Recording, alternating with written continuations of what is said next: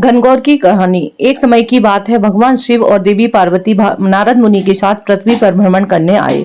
उस दिन संयोग से चैत्र मास की शुक्ल पक्ष की तृतीया तिथि थी। इस तिथि को गौरी तृतीया के नाम से भी जाना जाता है। जब ग्रामवासियों को पता चला कि भगवान शिव और देवी पार्वती के साथ गांव में पधारे हैं, तो गांव की निर्धन महिलाओं के पास जो भी फल फूल और उपलब्ध जल उपलब्ध था, भगवान शिव और पार्वती की सेवा में पहुंचे। देवी पार्वती और भगवान शिव ने निर्धन महिलाओं की सेवा और भक्ति भाव से आनंदित हुए और देवी पार्वती ने उस समय अपने हाथों में जल लेकर उन निर्धन महिलाओं के ऊपर सुहागरस छिड़क दिया। देवी पार्वती उन निर्धन महिलाओं पर सुहागरस छिड़क दिया। देवी पार्वती ने उन निर्धन महिलाओं से कहा कि तुम सभी का सुहाग अटल रहेगा।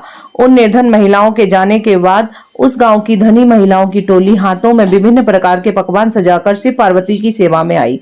देवी पार्वती की ओर देखकर भगवान शिव ने कहा कि तुमने तो सारा सुहागरस निर्धन महिलाओं को बांट दिया है, अब इन्हें क्या दोगे? देवी पार्वती ने तब भगवान शंकर की ओर देखकर कहा कि उन निर्धन महिलाओं को मैंने ऊपरी सुहागरस दिया था, इन धनी महिलाओं को मैं अपने समान सौभाग्य का आशीर्वाद दूंगी। इसके बाद देवी पार्वती ने एक उंगली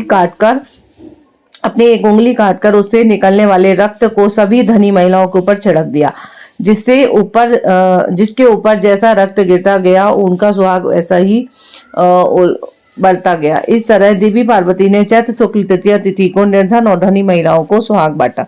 इसके बाद देवी पार्वती भगवान शिव से आज्ञा लेकर नदी पर स्नान करने गईं। स्नान के बाद देवी पार्वती ने बालू के ढेर से एक शिवलिंग तैयार किया और उसकी पूजा की। पूजा के बाद देवी पार्वती ने शिवलिंग की प्रदक्षिणा की। इसी समय उस शिवलिंग से शिवजी प्रकट हुए और देवी पार्वती से कहा कि आज के दिन यानी चैत्र शुक्ल तृतीया के दिन जो भी सुहागिन महिलाएं शिव और गौरी की पूजा करेंगी, उन्हें अटल सुहाग प्राप्त होगा।